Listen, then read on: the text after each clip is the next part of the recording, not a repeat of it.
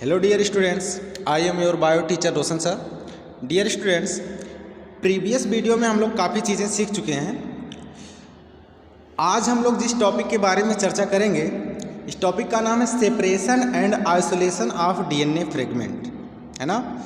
और मज़े की बात यह है कि ये टॉपिक आपको बोर्ड के माध्यम से, ब्लैक बोर्ड के माध्यम से समझाया जा चुका है।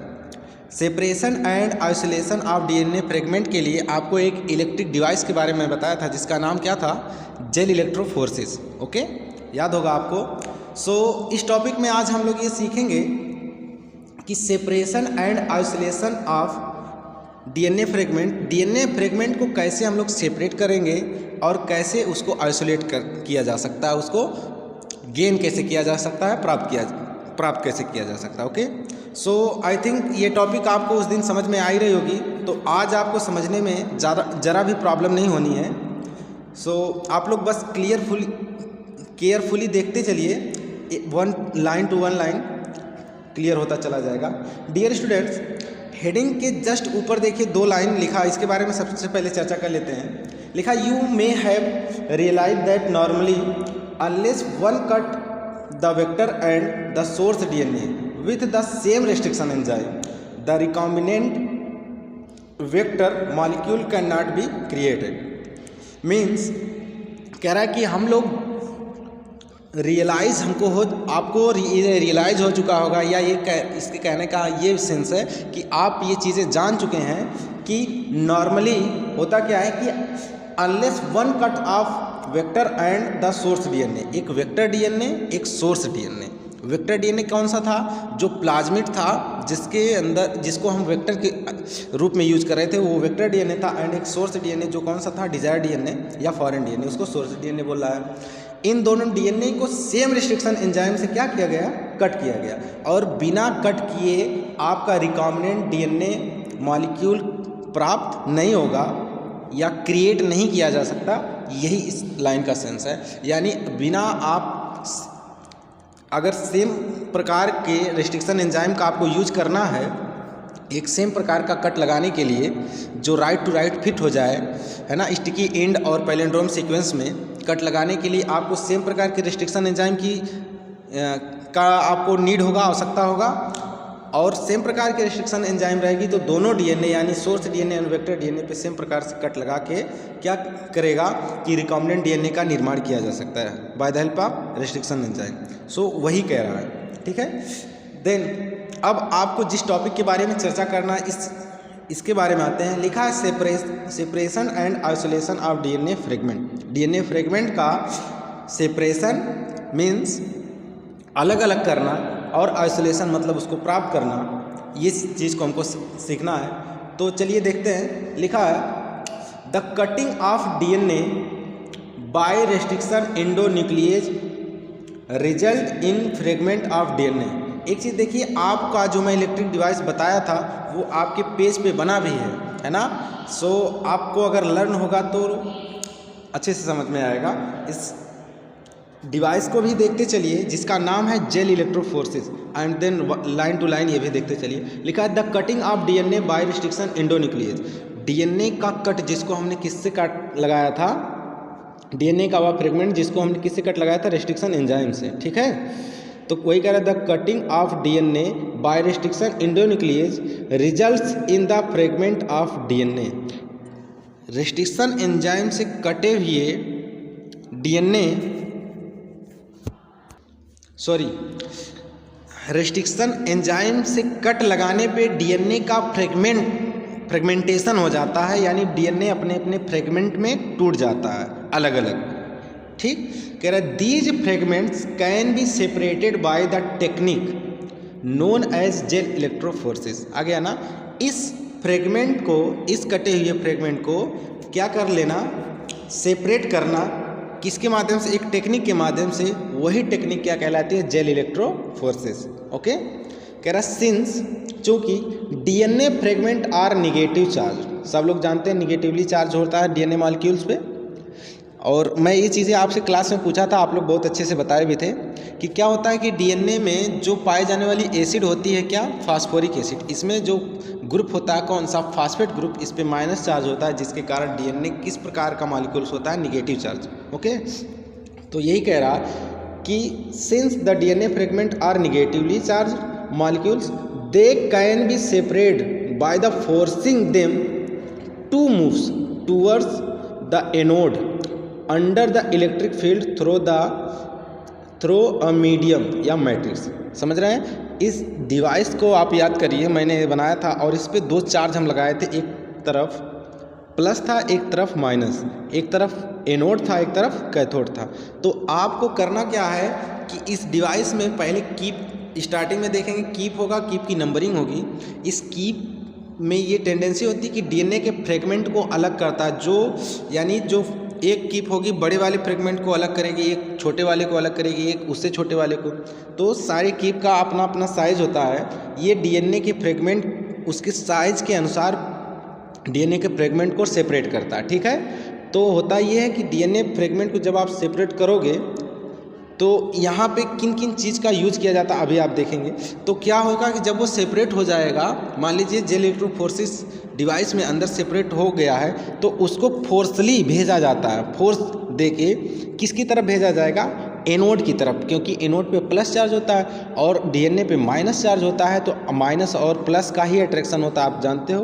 तो वही चीज़ ये कह रहा है कि since DNA fragment are negatively charge molecules they can be separate, इसको हम सेपरेट कर सकते हैं by the forcing them to move towards, उसको किधर भेज के, फोर्सली किधर भेज के, एनोड की तरफ, under the electric field, electric field के अंदर क्या करेंगे, उसको फोर्सली भेजेंगे किधर, प्लस चार्ज की तरफ, मतलब एनोड की तरफ। ओके, वही कह रहा। फिर कह रहा है now the days the must commonly use matrix is agarose.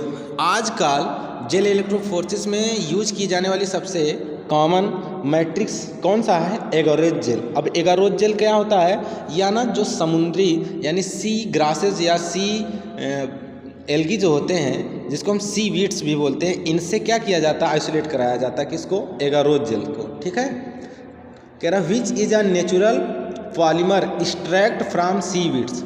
ठीक है, नेचुरल पॉलीमर है, कहाँ से एक्सट्रैक्ट होता है, सी वीड से।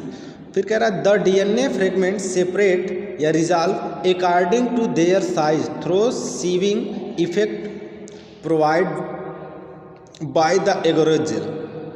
क्लियर है?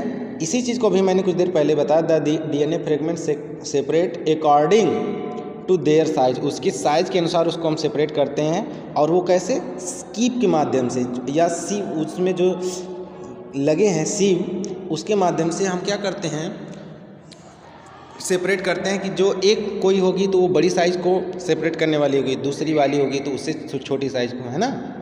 इस अनुसार क्या होता है कि लास्ट में हमको बड़ा वाला अलग साइज़ मिल जाता है। फिगर में भी देखिए बड़ी साइज़ अलग है, और जो फोर्थ नंबर की कीप है वो देखिए छोटे छोटे साइज़ को क्या कर रही है, सेपरेट कर रही है। ठीक है, कह रहा hence the smaller the fragment size the further it move. क्या होगा कि जो ऐसे वो कीप जो होगी कि डीएनए फ्रेगमेंट को सेपरेट कर देगी, अलग कर देगी, बड़े वाले को अलग, फिर छोटे वाले को अलग, सबसे छोटे वाले को एकदम अलग। तो क्या होगा कि जो सबसे छोटा वाला डीएनए फ्रेगमेंट होगा वो सबसे तेज मूव करेगा ना, वही चीज़ कह रहा है। लुक एट द फिगर पे देखिए and guess at which end of gel the sample was loaded. आप गेस करिए कि किस एंड पे वो जो एगारोज जेल था ना आपका, उस सैंपल को किस पे हम लोग लोड किए थे या ऐड किए थे। ठीक है, आपको पता होगा एनोड की तरफ ऐड किए थे, क्योंकि वो क्या होगा कि डीएनए के फ्रेगमेंट को क्या करेगा, पहले एगारोज जेल का काम ही है, पहले डीएनए फ्रेगमेंट को तोड़ेगा।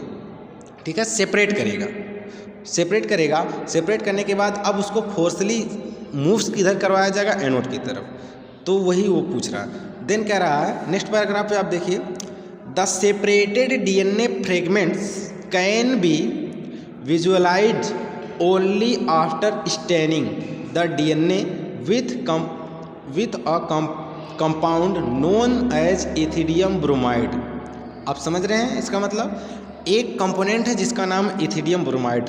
आप लोग लैब में जाओगे या अगर आप लोग लैब में गए होगे तो आप देखोगे कोई भी एक्सपेरिमेंट होता है तो उस पर स्टैनिंग किया जाता है। स्टैनिंग करने के लिए कोई कलरफुल प्रोडक्ट उस पर डाला जाता है, जैसे कॉटन ब्लू हो गया, इथिडियम ब्रोमाइड हो गया, ऐसा कुछ करके उस एक्सपेरिमेंटल प्रोडक्ट पे हम लोग कोई कलरफुल ऐसे ना मटेरियल डालते हैं जिससे उसमें एक कलर आ जाता है, एक अलग कलर आ जाता है जो हमको आसानी से स्टडी करने में आसानी हो, आसानी से हम उसको देख लें और स्टडी कर सकें, इसलिए स्टैनिंग किया जाता है। ठीक है, किसी भी एक्सपेरिमेंटल प्रोडक्ट का। अब यहाँ पे आपका एक्सपेरिमेंटल प्रोडक्ट क्या है? डीएनए है। तो आपको करना क्या है कि देखिए, जब आप फोर्सली एनोड की तरफ भेज दिए तो अब आपको प्योर फॉर्म में डीएनए मिला, लेकिन वो अभी आप उसको देख नहीं पा रहे हो, तो इसलिए उसको स्टैन किया जाता है किसके माध्यम से? इथिडियम ब्रोमाइड के माध्यम से। ओके, देन कह रहा followed by the exposure to UV radiation. आप यूवी रेडिएशन का फिर उस पर लाइट्स डालोगे जिसके कारण उसमें एक अलग चमक आएगी। और कह रहा है you can not see pure DNA fragment in the visible light. अगर विजिबल लाइट है तब आप उस प्योर डीएनए फ्रेगमेंट को नहीं देख पाओगे। चमक कब पड़ेगी उस पर, एक लाइट्स कब आएगी उस डीएनए फ्रेगमेंट से? जब उस पर यूवी रेस पड़ेगा। ठीक है, देखिए वही कह रहा है visible light and without staining. अगर आप स्टैनिंग नहीं किए हैं और विजिबल लाइट का उस पर लाइट्स डाल रहे हैं तो आपको वो चमक नहीं दिखेगा, आप प्योर डीएनए फॉर्म आइसोलेट नहीं कर सकते, है ना। तो आपको देखिए एकदम फर्स्ट स्टेप में चलिए, पहले क्या होगा कि कीप की नंबरिंग है, उस कीप की नंबरिंग के अनुसार डीएनए फ्रेगमेंट को आप क्या करोगे? डाल दोगे। तो डीएनए फ्रेगमेंट को वो खुद ही अलग अलग कर देगा, लार्जर साइज अलग कर देगा, और स्मॉलर साइज को अलग कर देगा, एंड मीडियम साइज को अलग कर देगा, ये कीप कर देगा। देन आपको एगारोज जेल डालना है, तो उसमें जब एगारोज जेल डालेंगे तो वही खुद ही उसको फ्रेगमेंट को क्या करेगा? अलग अलग डीएनए फ्रेगमेंट को पहले क्या करेगा? सेपरेट करेगा। सेपरेट करने के बाद कीप उसको अपने अलग अलग मीडियम में भेजेगी। जब अलग अलग मीडियम में सेंड करेगी उसको, मूव करेगी, तो वो जो सबसे छोटा वाला साइज होगा वो सबसे पहले मूव होगा किधर? एनोड की तरफ, क्योंकि एनोड प्लस चार्ज है और डीएनए पे माइनस चार्ज है, तो माइनस प्लस की तरफ अट्रैक्ट होगा। ठीक, अब यहाँ पे क्या करना है? जब वो आपको डीएनए फ्रेगमेंट मिल गया, उस पे आपको स्टैनिंग करना है by the help of ethidium bromide, और उस पर लाइट डालना है, कौन सा? UV rays. इतना क्लियर? कह रहा है you can see bright orange colour. अब आपको कौन सा कलर दिखेगा? ब्राइट ऑरेंज कलर दिखेगा। Bands of DNA in ethidium bromide staining gel exposed to UV light. जो आप यूवी लाइट का लाइट्स डाल के एक्सपोज किए हैं, और किसके स्टैनिंग से, किसके हेल्प से स्टैनिंग किए हैं? इथिडियम ब्रोमाइड्स की वजह से। तो अब आपको उस डीएनए में एक कैसा कलर दिखेगा? Bright orange colour. सो आप अब जान गए कि ये हमारा प्योर डीएनए यही है, आप उसको आइसोलेट कर लोगे। तो देन कह रहा the separated bands of DNA are cut off from the agarose gel. अब आपको एगारोज जेल, फिर क्या देखिए, एगारोज जेल बार बार डीएनए को क्या कर रहा है? सेपरेट कर रहा है, तोड़ रहा है ना। तो अब यहाँ पे जो आपको ये डीएनए फ्रेगमेंट मिल गया, अब इसको आप क्या करोगे? वहाँ से निकालने के लिए कट करके निकाल लोगे। तो वही इसको कट करने के लिए कौन सा आप जेल का यूज़ करोगे? Agarose gel. कह रहा है this step is known as elution. इसी स्टेप को हम क्या बोलते हैं? Elution. Okay, extracted from the gel piece. अच्छा, वही चीज़ था सब। फिर कह रहा है the DNA fragment purified in this way are use constructing recombinant DNA by joining them with cloning vector. अब इस डीएनए फ्रेगमेंट को हम यूज कर देंगे रिकॉम्बिनेंट डीएनए टेक्नोलॉजी में बाय द कैसे? Joining of cloning vector, cloning vector से join करके। अब क्लोन क्या होता है, क्लोनिंग वेक्टर क्या होता है, ये नेक्स्ट पैराग्राफ पे या नेक्स्ट वीडियो में हम चर्चा करेंगे। सो आई होप कि आपको समझ में आया होगा। लाइन टू लाइन आप लोग अपने से ध्यान से देखेंगे तो सब कुछ समझ में आएगा। So okay, thanks.